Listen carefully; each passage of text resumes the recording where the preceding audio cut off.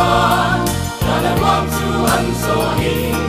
binaom na te Tuhan siya trinani, sayo na kan katyan, matuanan din lang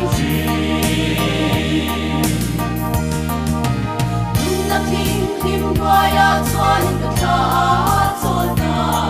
hinakukul kong kartiyan walobi. Rang tiang din mo'y siyamin mo tirtri, dari Manuela tua, ang maasap na naitututu, ang atole, ang tinungan sa'yo't pandalang lianom matutuan, nalaruang Tuhan sohing,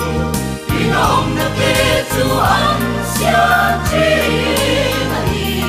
sa'yo na kang katyan, matuanan din lanji.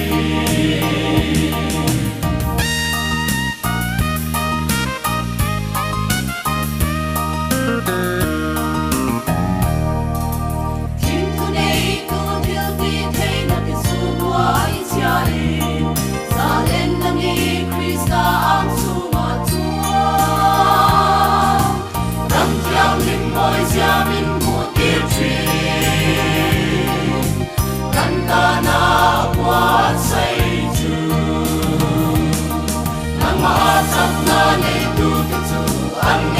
atole,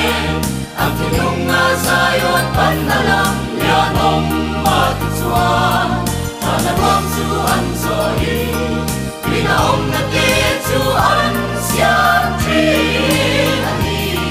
sa'yo na kan